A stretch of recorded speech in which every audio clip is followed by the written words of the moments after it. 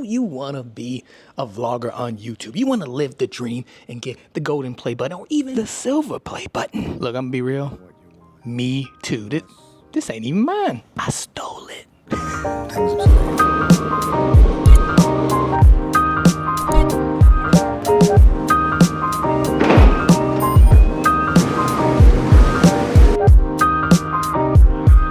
And look, man, as vloggers and YouTubers, we all want that silver and gold play button.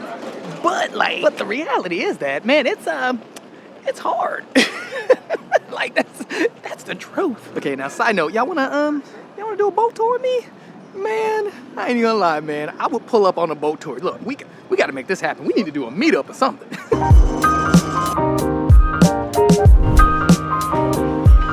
And now one of the first reasons that it can be really hard and extremely difficult is because you realize really quick that you have to do everything and you gotta beat everybody. I mean, you're the talent, you're the cameraman, you're the editor, you're the colorist, you're everybody. You even the sound guy. Ooh, man, that sun beaming. Dang, it's hot. And yeah, when you have to be everybody, that can be a bit complicated and hard on people. And man, I still remember my first shot at making my first commercial. It was a How I Met Your Mother promo that I was supposed to make. I was supposed to make a 30-second, a 20-second, and a 10-second promo for this show.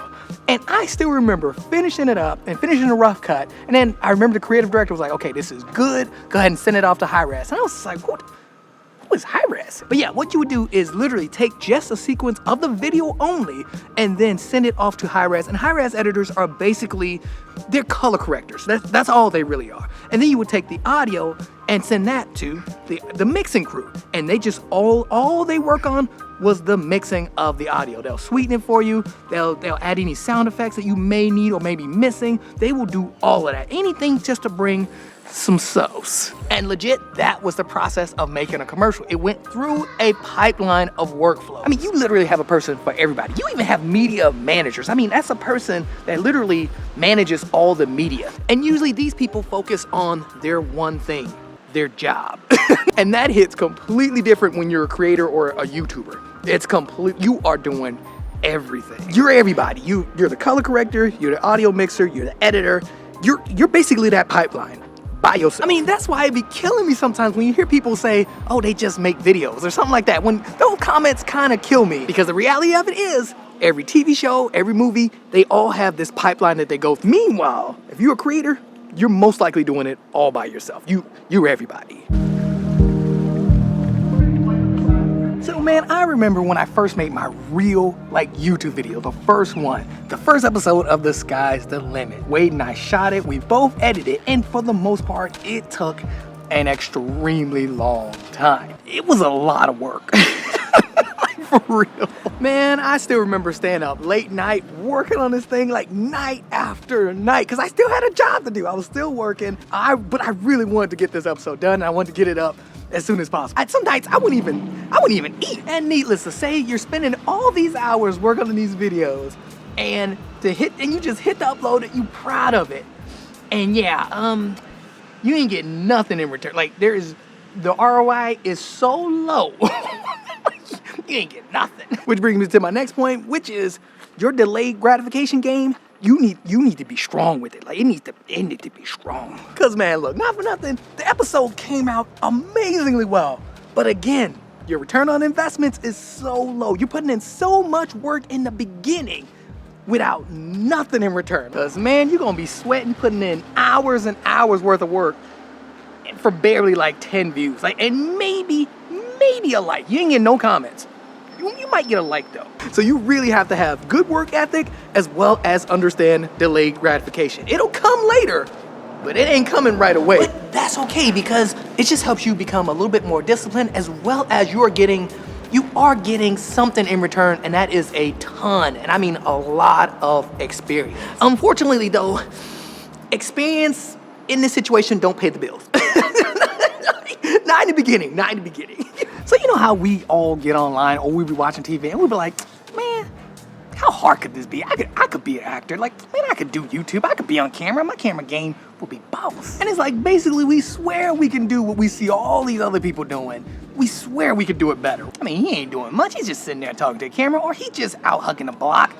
vlogging? Like, psh, anybody can do that. Until you hit that realization and start doing it.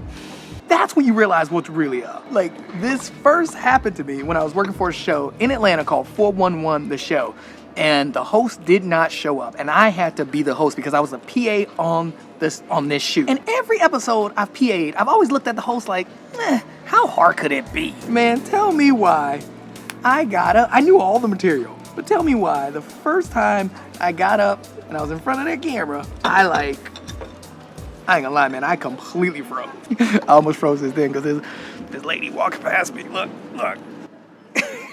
She was staring hard.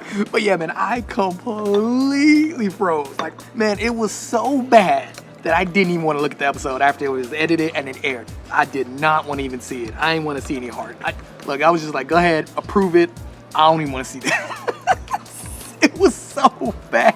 And this actually happened to me a few times. It happened to me when I first auditioned for Smallville. I auditioned for Smallville thinking like I'm like hot stuff. Man, as soon as they press record, I didn't remember any of my lines. None of them. Look, I'm being honest. Your boy Sky Buddy did not have the sauce back then. I'm telling you. I froze so quick and I forgot all my lines. And also, same thing happened when I shot, like literally the first episode of Sky's the Limit. The same thing happened when I steered off and shot for the comedy channel. It kept happening. And this brings me to my next point that a lot of people don't think about, and that is camera confidence. Because no matter what, I froze in like every situation, whether it was for the 411 The Show, whether it was for my first episode of The Sky's the Limit, or when I was auditioning for Smallville, even when I was sitting in for the Late Late Show with Craig Ferguson. I don't know if y'all know this, but if you fill in for somebody, or if you sit in for the actual host, like if I'm sitting in for Craig, I don't really have to do anything. You just sit there. And they're just like checking the focus and they're checking the lighting. And man, I was sitting there completely froze. So look, yeah, man, you have to like really get the reps in for this. Like you have to keep doing it back to back to back. And now besides putting in a bunch of reps, something else that you could do is just smile and enjoy it. Like for real.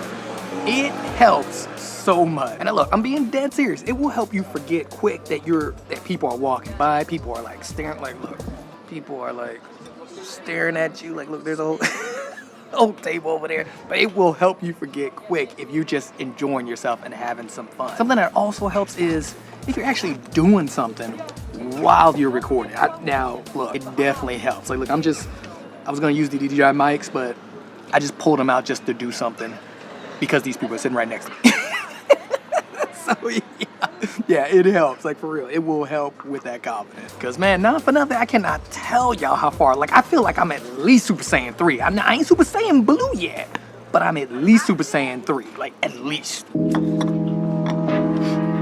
Oh man, you know what I forgot? I forgot to, y'all want this cookie? That's my bad. Look, I forgot to offer y'all the cookie. Here you go, take it. Take it. And now this next one is kind of big because it's unexpected like crazy. Oh snap, is it about to rain in here? Yeah. Dang, I think it is about to rain. Okay, so back when I was doing my comedy channel and my animation channel, something kept happening and it just kept throwing me off like crazy. Because you see, what would happen was when I would put a lot of effort into one video, or if I put a lot of effort into a video, it would perform the worst. But if I was like rushing to meet a deadline or to just get the video out with like the least amount of effort, it would do well. Which brings me to the reality of YouTube, and that is, depending on the type of channel that you have, a lot of the channels should not be, or a lot of videos should not be overproduced. And now again, this actually depends on the type of content and videos that you make.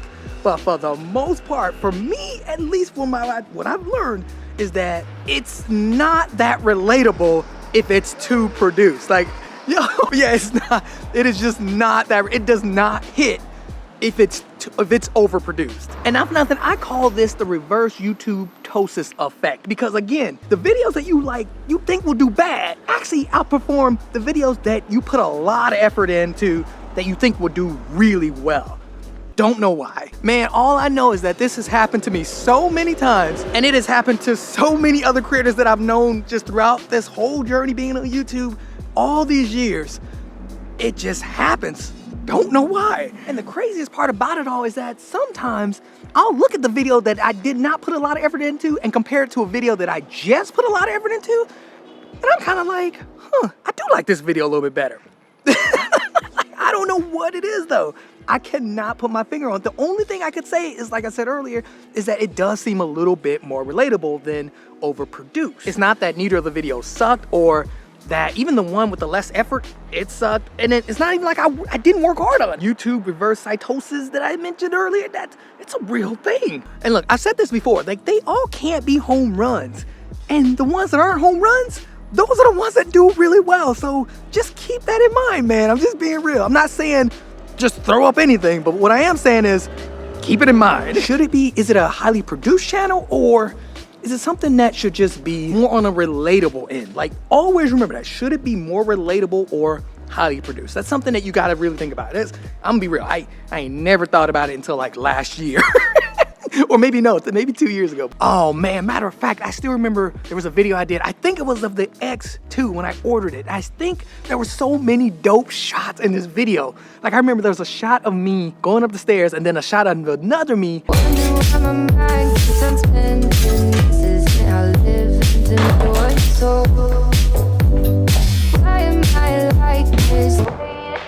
Like, come on, like, tell me that's not boss. But at the end of the day, did people like it? No. Look, I'm just being real. It did not hit with y'all. Like, I still remember that. I mean, man, you know how long it took me to get that shot? I had to change the clothes and everything. Oh, man, they are lit up in there. Dang, they turned up. Wow. Okay, now let's get into some comments, Pimpin'. And the first comment comes from James Curtis, and he literally asks, and this is about the Insta360 X4. He said, were you using a 360-degree mode for all the posts?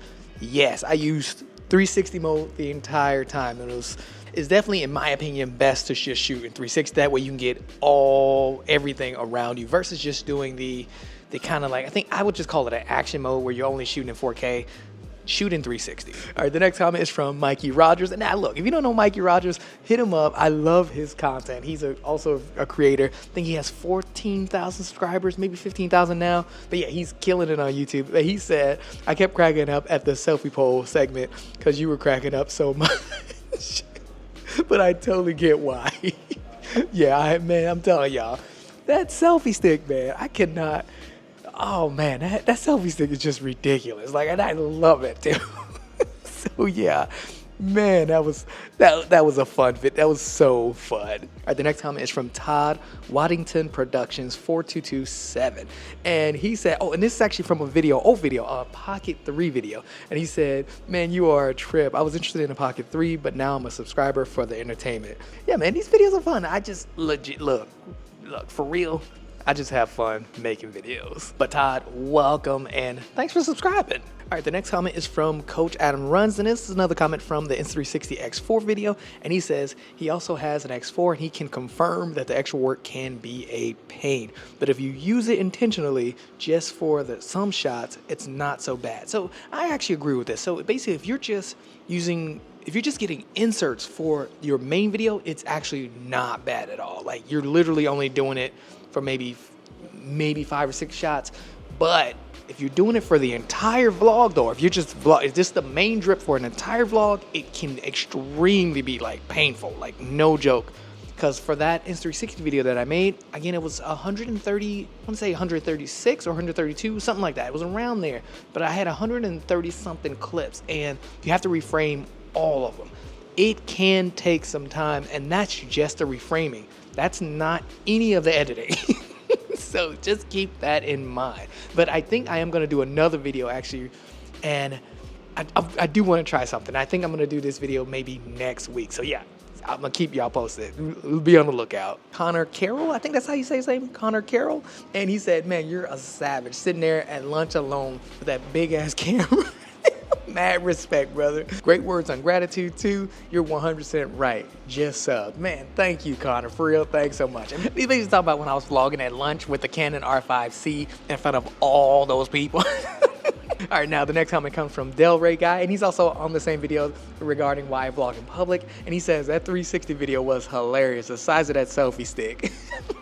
man, you know, to be honest, I think the selfie stick just stole that whole video. Like, I don't know. I'm telling you, that selfie stick is ridiculous. Like, look, I swear, if I sit right here and pull the selfie stick all the way out, I can hit the other side of the hotel. That's how long this thing is. All right, then the next comment is from Wills, and he said he doesn't often vlog in public, but when he does, he's terrified. So scared to be messing up because my thoughts just don't seem to flow naturally looking at the camera. Oh man, this is a good one. This is really, really good comment. Dude, I'm the same way still. I mean, I just do it a lot though, just being real. But no, man, you just gotta just keep at it and just do what you gotta do. And make it fun, man. It doesn't have to be perfect. Everything don't have to be a home run. Make it fun. All right, and then the next comment comes from Jonas Eggsway, and I think this will be the last one, but he says, new challenge, make your entire next week's vlogs with the X4. Well, that's kind of too late because I've already been filming. But that's actually not a bad challenge. Maybe I'll definitely think about it. But also, I do have another video coming up because there is something that I want to try. I've been wanting to try it for a long time, ever since the X2. But I think the X2, again, it just wasn't quite there yet. And I think the X4 is at a level where I could do what I wanted to try years ago. So I am going to try that, and it's all going to be shot. I am going to shoot the whole vlog with the X4. So again, be on the lookout.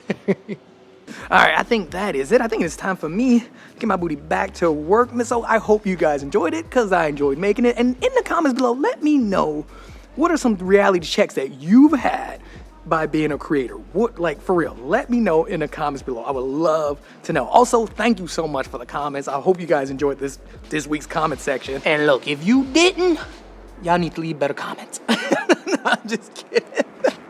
But yeah, that is it. I need to head my booty back to work. I will see you guys in the next one.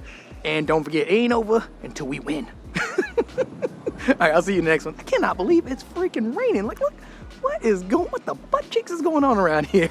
Jeez.